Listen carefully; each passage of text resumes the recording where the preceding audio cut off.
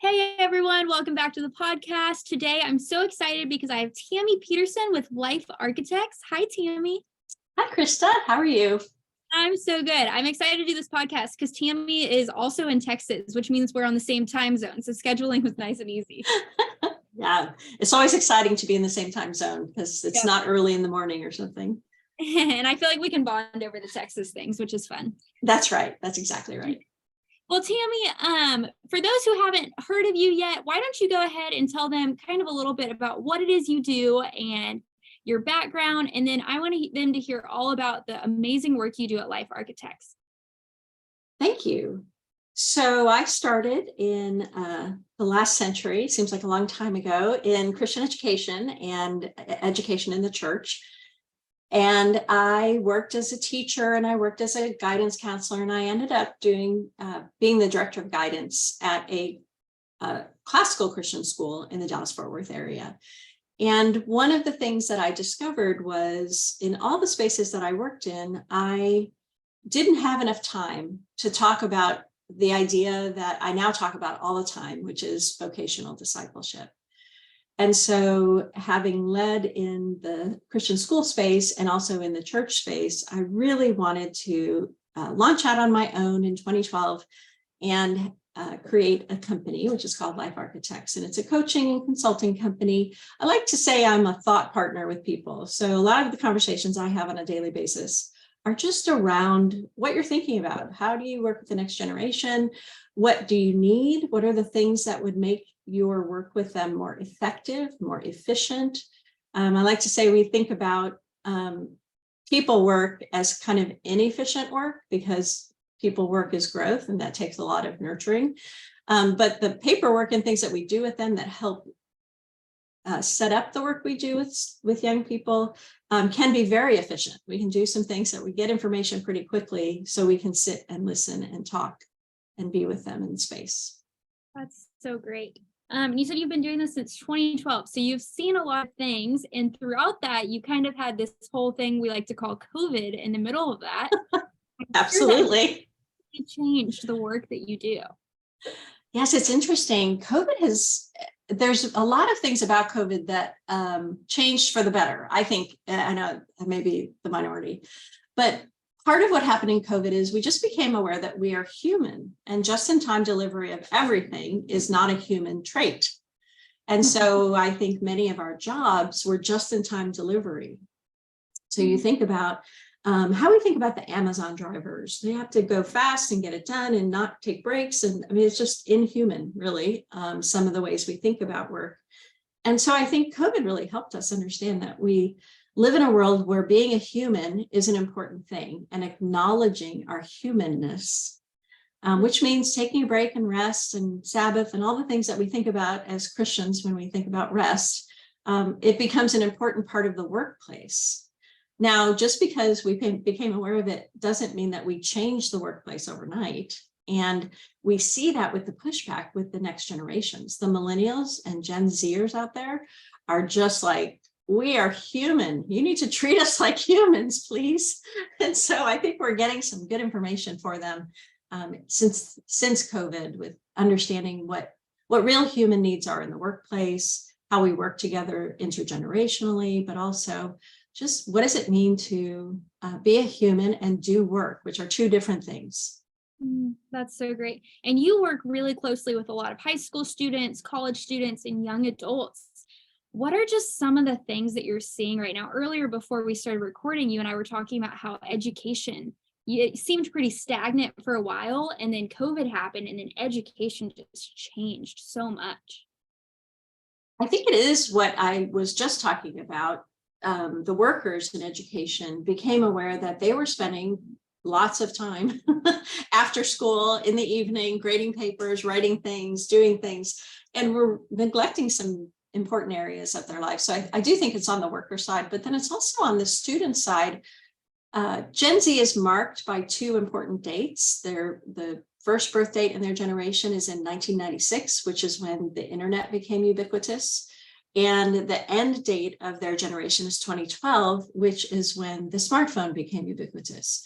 So if you think about their generation as bracketed on either end, by technology, you have a really good picture of what is happening with them. Technology has disrupted what we would call the natural or normal or traditional, you can use all those words, way of thinking about childhood. And you being a millennial, you had a childhood with no technology or very little. And then as you got older, it kind of came into play. I think Facebook was 2008. So, that was part of your childhood, I'm sure. Kind of, I feel like I tether the line. I like to say a geriatric Gen Zer because I'm like right on the cusp, like so close, but I kind of feel like I feel both of them. And someone told me one time, they're like, Krista, you're really a grandmother just trapped in a Gen Z body. Like I really don't belong in any of these. But I do get that. I feel like I can relate to growing up when I was younger and you didn't have that. And we had, I remember dial-up internet, like the noise ingrained in my brain. Oh yeah. And like all the other things. So it's interesting. Yeah, it is. And it was interesting watching it because students back in that day, like couldn't wait to get home. Or I remember we might have had a game in the school that the kids could play when they went to computer lab, which is so funny to even talk about now. It's like, oh yeah, we had computer labs. What a strange thing. Oh yeah. Yeah. And they would go and play. There's all sorts of Oregon Trail, of course, is the classic that many kids played, dying of dysentery and things. Yeah, kind of funny. And then all the Mario games and everything came out in that generation's childhood. But now Gen Z has every piece of information they could ever want that actually has ever been around that we know of at their fingertips. Yeah. Insane. And so trying to figure out what does it mean to disciple a child when they can have access to anything they want. And I think it's a daunting task for parents. Sounds tough. It sounds really tough. Yeah.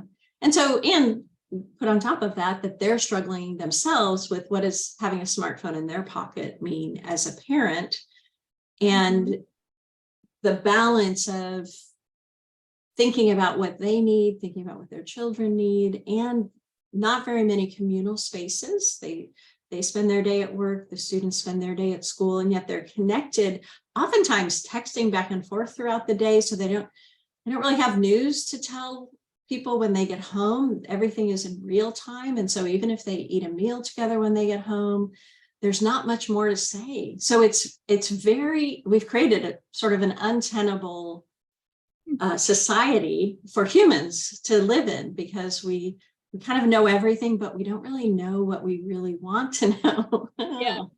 It's funny you say that. We went on a trip last week and I did like a little Facebook post and Instagram. I put pictures up, and my friend, one of his good buddies, or one of my husband's good buddies, called him, and Andrew was so excited to tell him about the trip. And they were like, oh yeah, I saw all the pictures. Oh, I saw y'all did this. Oh, I saw y'all did that. And he was like, well, you already know what I did. I guess I can't tell you about it now.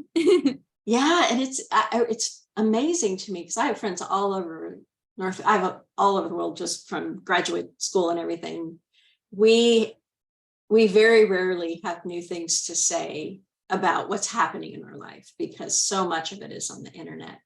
And I actually put a discipline in place recently because I studied gluttony over Lent, which is a great thing to think about. That's a good time to study that. It is. But I just put in place, I don't get on social media, but Saturday morning. I look at it on Saturday morning for business, but also for my friends. And so that has helped me sort of stay focused during the week. And these kind of practices are really important for young people to start thinking about how can we put boundaries around things that are really intruding into real life. But it's a hard sell. Boy, it's a hard sell because it's so exciting to have everything out there. And yet when we talk to young people, and we've seen trending like this, Barna does some great studies on the trends of what we're seeing. But we're seeing a lot of depression. And when you actually talk to students, they're like, yeah, I just compare my life to what I'm seeing on Instagram or what I'm seeing on Facebook. And I don't have that kind of life. And if people really knew who I was, they wouldn't like me. And so even if they're putting things out there that look happy, some of them are just kind of keeping that darkness at bay. And it's because they're not really communicating in person and being embodied together. And everybody's concerned that if they do something wrong, it's going to be splashed on social media. And it's going to ruin their chances for everything. Yeah, there's an underlying fear that I think comes with that, of what people think, what would happen.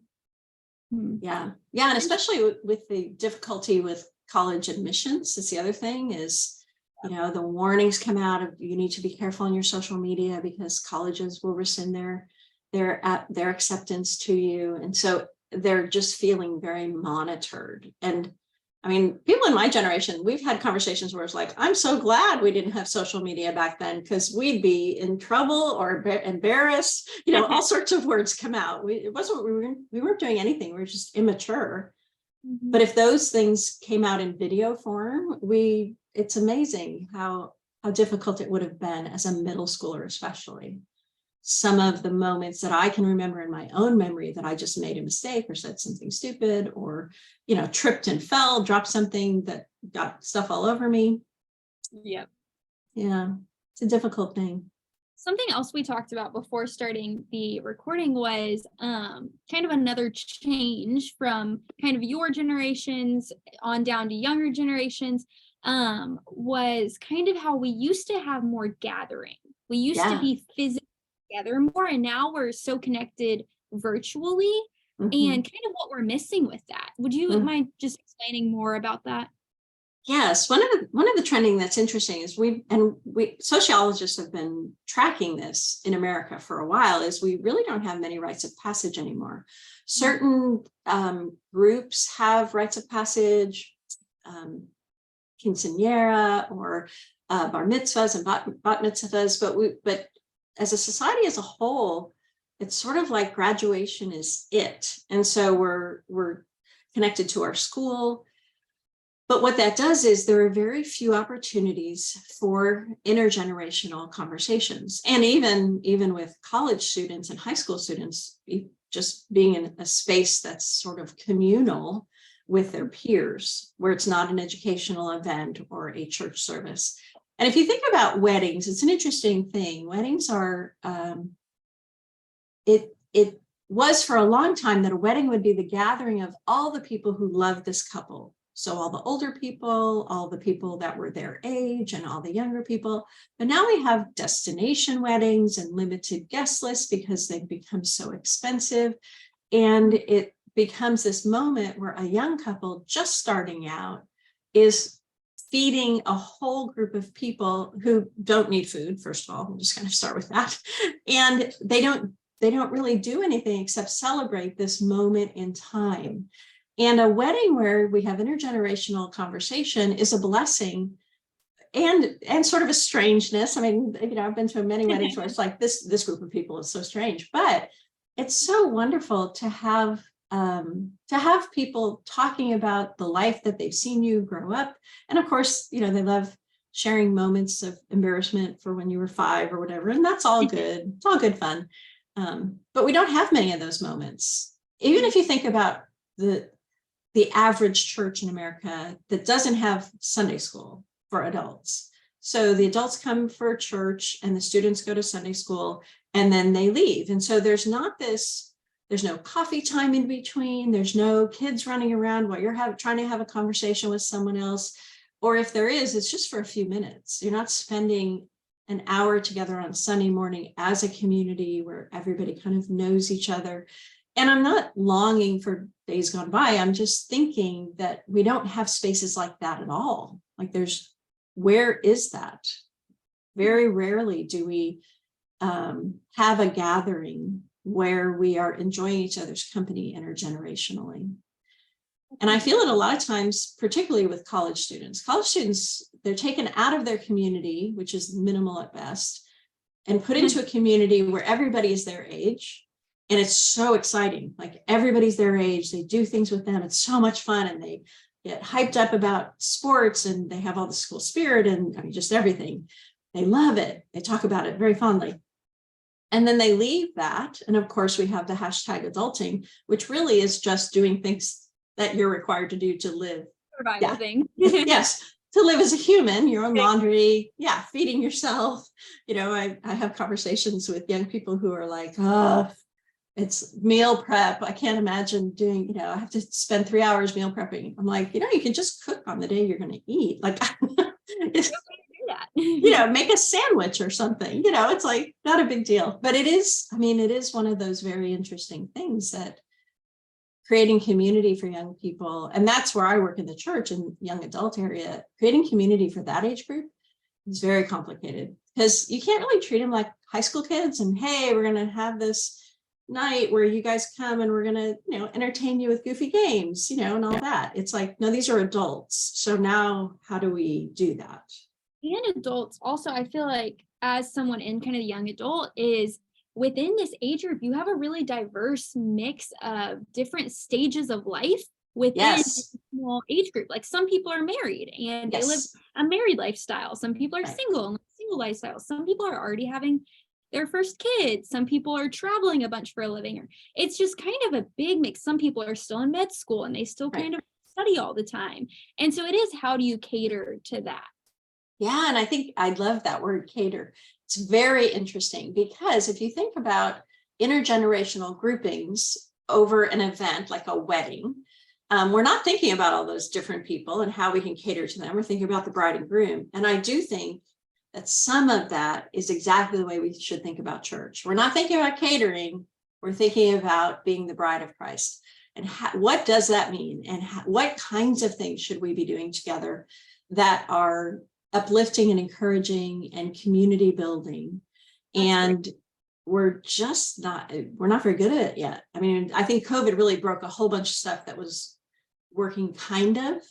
And then after COVID, everyone got used to not sacrificing their own comfort to do something with other people. So it's an interesting thought process around this. It is cool. Now that I'm thinking about it, you got me thinking about my own church and what we're doing. But one of my favorite things that we do, and honestly, most of the people at my church, if you were to ask them what's their favorite thing the church does, is during the summer on Thursday nights, the entire church is invited to the church building and there's dinner and everybody just eats dinner together. People sit on the floor, they sit on the parking lot. There's a little park, so kids run around and play and do their thing. And I get to talk to people much older than me, much younger than me. I get to love on some people's kids while also having a nice conversation with someone who's been married a little bit longer than we have and things like that. And it's just right there. It's those kind of what you're saying, the wedding conversations where it's not focused on all these other things. We're just gathering and then we worship together. And that's the focus. Yeah, that's wonderful. That's such a great idea and so community building. And I will tell you, the other way to do this is very convoluted, because then you have a young person like you saying, oh, I'm really struggling with this or that. And now I have to look for someone who can give me advice. Who can I call to give me advice? Instead of just sitting down next to someone that you've never met before, or maybe a friend that you know pretty well, and they say, how are you? And you just look at them and go, I don't know. I'm kind of struggling with this thing. And you hadn't planned that conversation. It just was there because you were what I call friends of convenience. A church should be friends of convenience. We're together a lot and we're friends. Now there's a lot more to church than that, but at the very least, we should be convenient friends where we sit down next to each other and say, hey, how are you? That's funny. I subbed in one of our preschool classes. And it was with a mom I'd never worked before, but she walked in and you could just tell. And I was like, hey, how's your morning going? And she was like, it's just been a morning. And it was just funny to hear the common struggles of, well, getting this one dressed and out the door and getting breakfast for everyone. And then the road was closed because there's a marathon. And, and it was just funny because we both were able to just sit there. And like you said, the friends of convenience, we just happened to be there. And we had 20 minutes before the kids came. And it was such a fruitful conversation. But if the church doesn't make space for that, it's hard to do that. Yeah, it really is. And as someone who is, open to conversation with pretty much anybody I sit next to, I'm just that kind of person. I have been so blessed by young people who are just doing amazing things. And so they share their story with me and I'm like, oh, this is wonderful. how did you end up where you are? Tell me more about that. How do you feel God is leading you in this area? And it's not always, I kind of think of it as like discipleship going both directions. Is, I'm kept young by the young people I hang out with, and they get a little wisdom sometimes from me. But most of all, we're just being the bride of Christ together, and learning to love God by loving each other. That's beautiful. We mentioned earlier how you said, I won't mention any names, but you said you've talked to several churches about kind of young adult ministry and kind of the common problems that they're all seeing within this age group, and then how they're kind of approaching it differently and how interesting that is. What are some of those different ways and different approaches? Well, it kind of depends on what they have going already as to how they're approaching it. Some of them are doing exactly what we have talked about, in the sense that they're meeting more, which is good. They're meeting more even intergenerationally. They're adding a Sunday evening service, maybe once a month, that they're just inviting everybody to. So some of that is what they're doing, but then they're also doing some special programming. And they're thinking about how to move the young people through the stages of becoming part of the body of Christ. And so they show up to an event, which might be similar to your dinner on Thursdays, might be a summer's a great time to do stuff like this, a summer playing volleyball with friends. I mean, like, they just say, hey, they might have food, they might not have food, but we're just gonna offer this space for people as part of our young adult ministry to play volleyball together.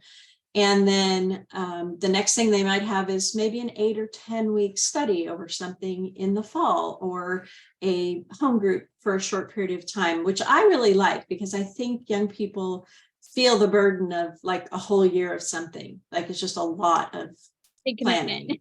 Correct. And right now. well, and they have a lot on their plate. So because they are traveling, we talked a little bit earlier about people traveling Monday to Friday. I don't know how they do it. But creating community when they're traveling. So some of it, we just have to kind of think about who's there and who's already coming to the church. So if we have quite a few people that are traveling Monday to Friday, then programming during the week is probably not a good idea. So kind of thinking, okay, well, what else could we do on Sunday, or maybe a Saturday night once a month or something, to gather people casually and doing something together that might be fun, a game night, or something like that. And of course, they're adults, so the church doesn't have to come up with it, they can come up with it. At our church, we host a study in our home. We are not leading it, we don't teach at all. We have young adult guides who are teachers, and they're talking about disciplines of the Holy Spirit. So what are the disciplines that you want to talk about? And they're putting programming together. We have young adult writers that are writing in it and really utilizing the giftings of the next generation as well. And then we have another church that I'm working with has a fellows program. So it's a group of young people that commit to walk together through the year, and they read a lot, which I love. I mean, there's a lot of books, but it caters to a certain type of person. You said earlier that you're kind of an old soul, and that's the kind of person that I think moves all the way through everything to a place where they're really thinking seriously about, who am I in Christ? Where do I belong? And what work is he calling me to do? And we all kind of get to that place at a different spot in our life. Some people, they're there at 17, tell me what to do, God, and I'm all in. Others are like, working through it all for a very long time and don't get to that place till later in life. So making opportunities for people to kind of discover new things about themselves and about God.